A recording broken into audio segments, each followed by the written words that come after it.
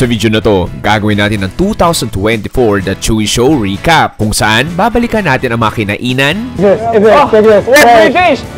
tinikman, meron tayo ditong king crab dito sa Seoul, South Korea. at pinuntahan natin naman lugar para sa pagkain. Grabe! Hindi ko... Wow! At di ko alam paano to kakainin. Samahan niyo akong alalahanin kung ano mga pagkain na tikman natin at kung ano nangyari sa 2024 para sa The Chewy Show. Ready ka na ba? Chewy, eat more chili. Oh, really? Okay. Tura! Pare, Merry Christmas at Happy New Year sa inyo. Nandito ako ngayon sa Kaohsiung, Taiwan. Nagsushoot ako ng mga episodes. Actually, tapos na. Rinarap up ko na lang. At so for this episode, gagawin natin 2024 The Chewy Show Recap. San-san ba tayo pumunta? Ano mga ginawa natin? Sino mga nakilala natin? At ano mga pagkain na nakain natin? Huwag na tayo paligoy-ligoy pa, simulan na natin. So, nung January, nagsimula lahat. Bumiyahe ako ng Baguio. Kumain ako ng iba't ibang amazing mga local food ng Baguio. We did the food tour and then sa huli, nawa namin ng isang ultimate Igorot backyard cooking. Kung saan kumain kami ng pinunig, wanas, na syempre controversial pinikpikan. Yung iba na hindi sanay sa kultura, parang magiging controversial siya.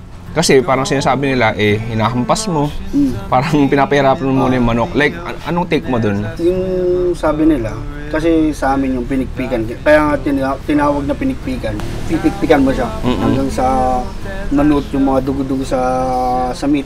Yun, para magkaroon ng lasa din nakakaiba. Sa akin naman, wala namang ano doon kasi yun na yung tradisyon namin. Exactly, yung cultural sensitivity.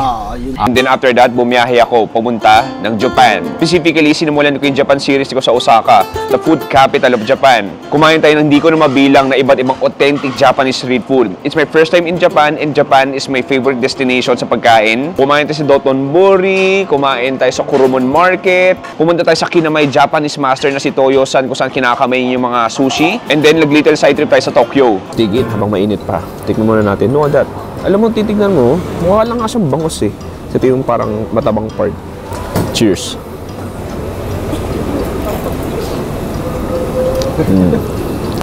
Hindi ka pwede magkamali. Ang sarap, ang lambot. At this January 2025, babalik ulit tayo. But this time, ikutin naman natin yung Tokyo. After Japan, bumalik tayo ng Vietnam. Pumunta tayo sa capital nito, ang Hanoi. Kumain tayo ng iba't ibang authentic Hanoi street food from Buncha, Bunka, iba't ibang rice mills at marami pang iba. Hanoi is a street food paradise sa Vietnam. What is pops? This looks insane. Authentic Hanoi pho. Ready na ba ako? Of course, I'm ready. Cheers. Sheshe, ito na yung pagkain ko. Thank you. So, ito yung pagkain ko dito sa Kaohsiung. Braised pork belly and rice, Luro Fun. After Hanoi, pumunta ako ng maliit na bansa pero mayaman na bansa ng Brunei. Brunei is such a small but a charming country. Maliit lang eh. May ikot mo nga siguro buong Brunei in isang linggo. Pero it's very wholesome na makapunta ng maliit na bansa ngayon at tumikim na iba't ibang pagkain nila. Okay, tikman natin tong kulomi. Cheers.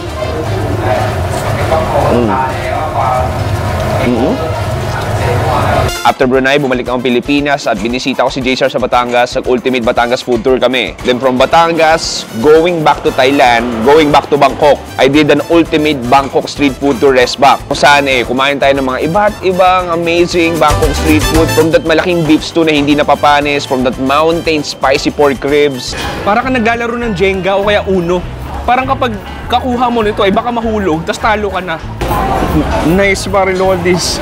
At isa sa pinakadahilan kaya pumunta ng Thailand, finally, na-meet ko na personally si Mark Queens kung saan pinatay niya ako ng kanyang level 5 ultra spicy pad krapaw. Siya mismo sinubuan niya ako ng isang kutsara na punong-puno ng sili. Sure, maybe eat some chilies with you. Eat some chilies with you. It was at this moment that he knew. He fucked up. Sure. So it's a pleasure to eat some chilies beside the Mark Queens. Cheers.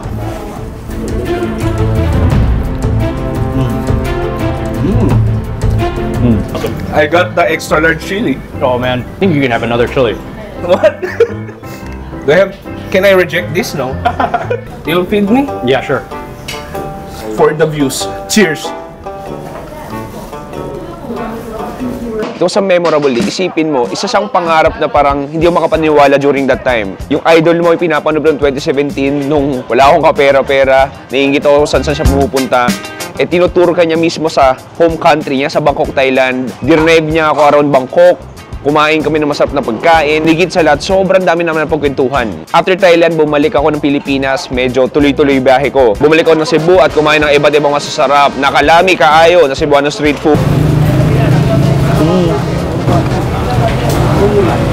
Bumiyahe ako ng norte ng Luzon para kumain ng iba't ibang authentic Ilocos Norte street food. Punta ako ng Lawag, Batak, tapos nagpa-backyard cooking kami kung saan nagpakatay ako ng isang buong kambing sa Pidig, Ilocos Norte. Ito yung sinasabi sa Ilocano, sir, na ararawan.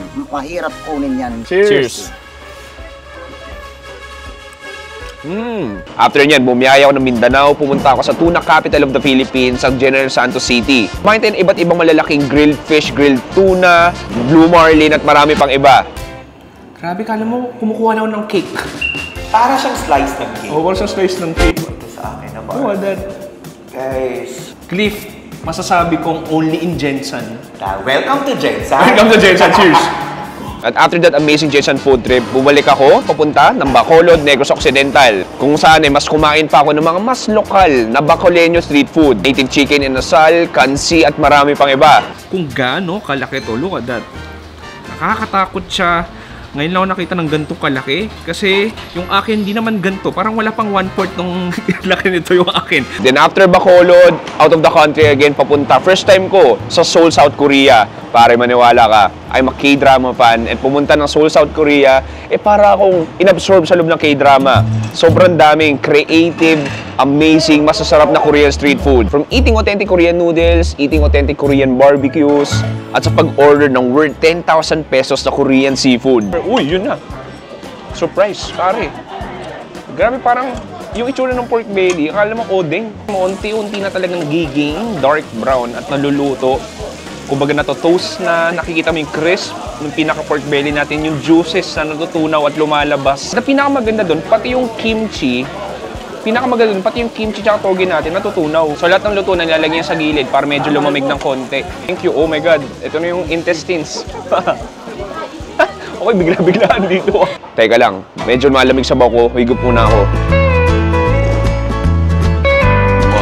After South Korea, bumalik ako ng Pilipinas, bumiyahe ako ng halos 8 oras papunta ng maliit na bayan ng Tinok, Ifugao, kung saan nasaksihan natin ang isang special ng kasal ng isang igorot, butchering a lot of whole adult pigs para mapakain ng 1,000 attendees. Ibang klaseng experience, pare. Parang nag-camping lang kami, 1 day overnight.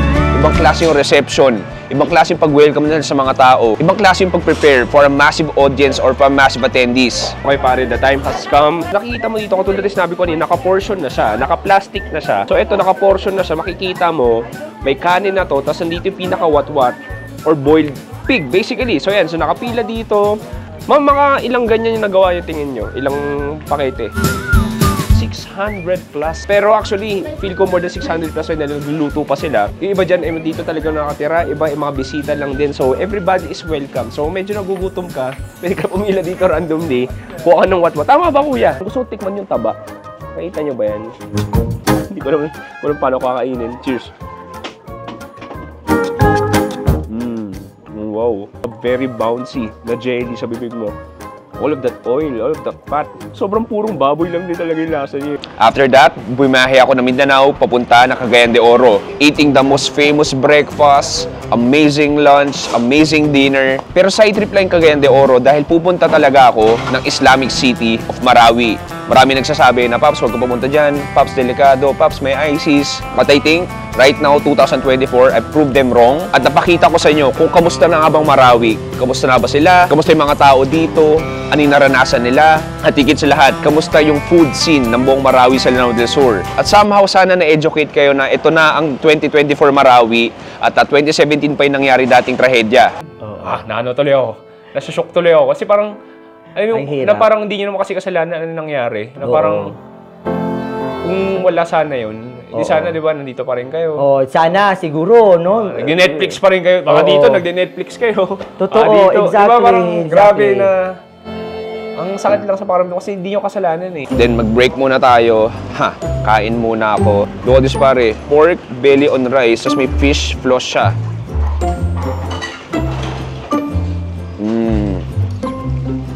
Ang sarap. Tayo nung meatball soup.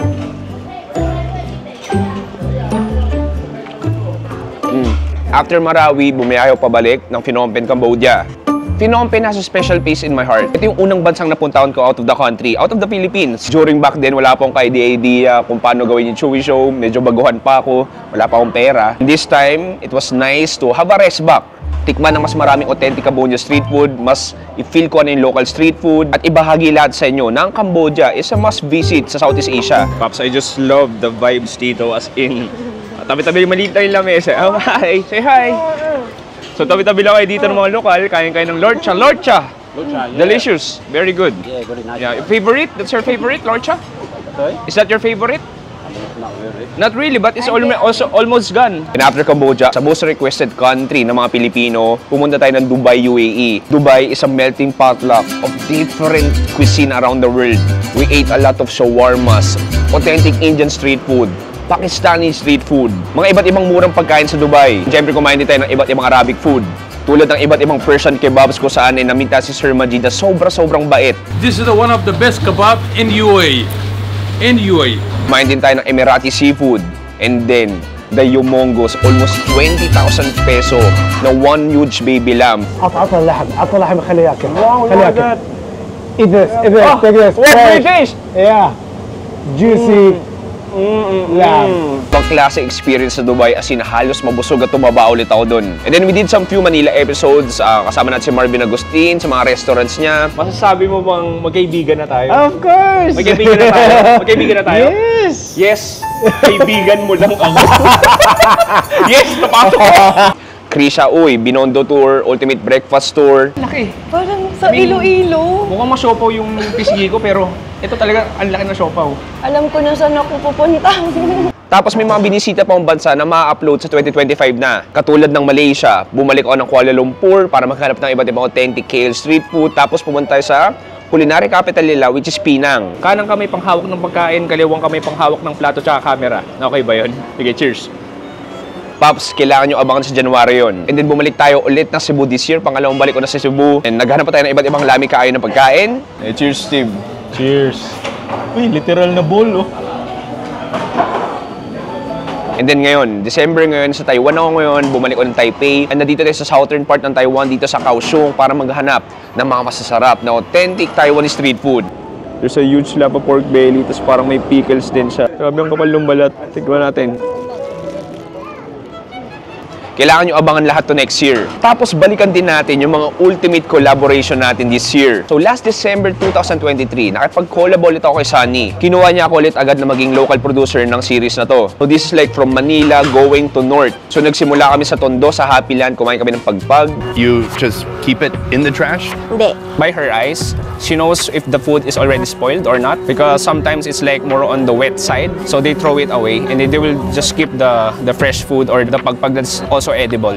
Pumunta kami ng Zambales at minit namin yung Eta tribe at pinakain kami ng iba't ibang exotic food katulad ng unggoy. Taste charred? Oh my god, it looks like it was cooked medium. Yeah. Pumunta kami ng mga Yuyaw Ifugao at nagpakatay si Sunny isang buong baka at kinain namin bilang papaitan. Gosh, it's very bitter. But why don't I hate it?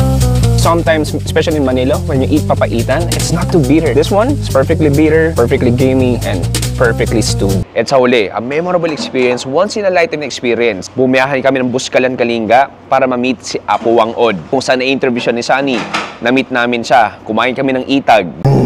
Cooking it didn't do anything. It smells rotten as ever. Are you ready? Yeah, I'm ready. Let's go for it. Cheers. At higit sa lahat, nakapagpatato kami. Soon be tapped into my veins. Oops. She puts the ink first on my wrist. Third, brace. The pain is real. Oh my god. I can't believe I'm doing this. Ako curious ba kayo, Pops, ano ba yung connection niyo sa Sunny? Basically, ako yung kinukuha nila local producer, meaning ako yung nagre-research para sa kanila. Ako yung nag-aayos ng mga schedule para sa kanila. Kaya pupunta sila sa mga restaurant na to, ako mag-book ng van, ako bibili ng mga ganito, ako bibili ng mga ganyan. Basically, ako talaga yung local producer. Tapos kadalasan, ako rin yung nagsasuggest ng mga topics o ng mga kainan na pwede puntahan. For the past 2 years, simula na nakilala ko si Sunny 2022, iba lang din yung naging relasyon namin from like a fan na naging mentor ko siya. And then ngayon, 2024, masasabi ko, Sunny is my friend. At marami kami na pagkukwentuhan na bawal nyo malaman. Like a bad stop.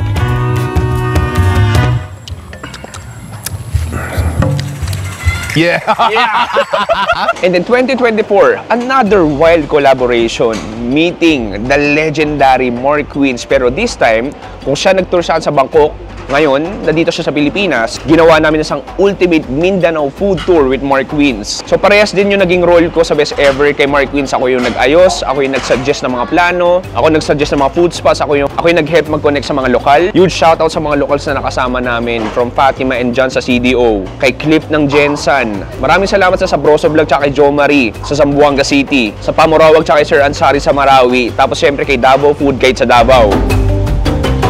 Ibang klase lang yung experience kasama si Mark. Isipin mo, yung dating pinapanood mo sa maliit mong laptop at wala kang kapera-pera nun, madaling araw ginugutom mo sarili mo, pinapanood mo siya, kumakain ka ng pansit canton. Fast forward after how many years, makakasama mo siya, mag-guide mo siya. At bukod dun sa pinaka-Mindanao food tour namin, ang pinaka-naalala ko dun, yung mga kwentuhan namin behind the camera, kwentuhan sa airport, kwentuhan sa biyahe. May daw mag-unlimited tanong ng mga suggestions sa opinion sa kanya. At iba't ibang masasaya na kwentuhan.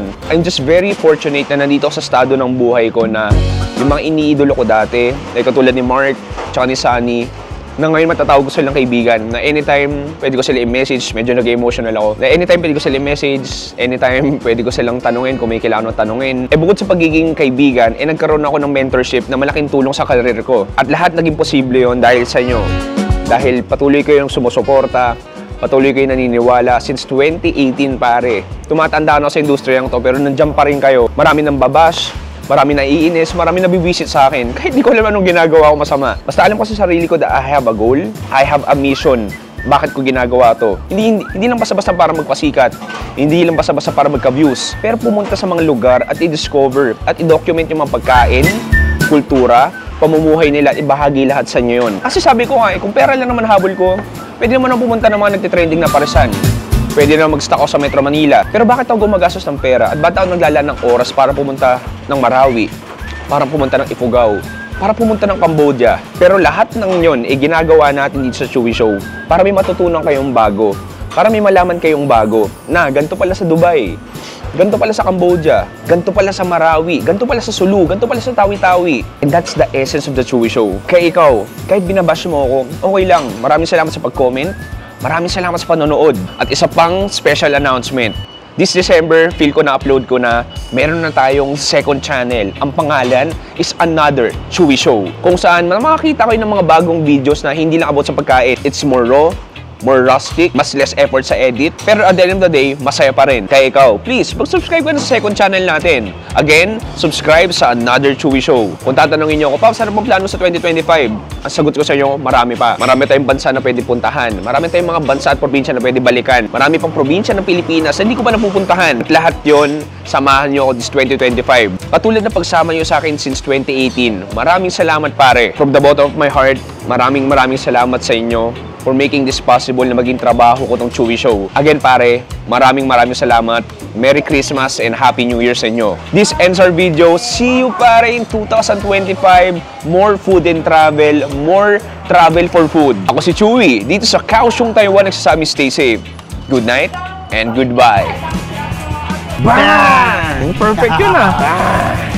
Bang! Bang! Sabihin mo bang? Bang. Yung may gigil. Bang! Yun! Bang! Bang! Ano? Bang! Bang pala na to! Sabihin mo, 1, 2, 3. Bang! Malino naman. Bang! Bang! Bang! Bang! And you like that? That's very Korean. Okay. Bang! Yan ang angas talaga nun. Bang! Alright. Rock and roll. Arigatou gozaimasu. Bang! Bang!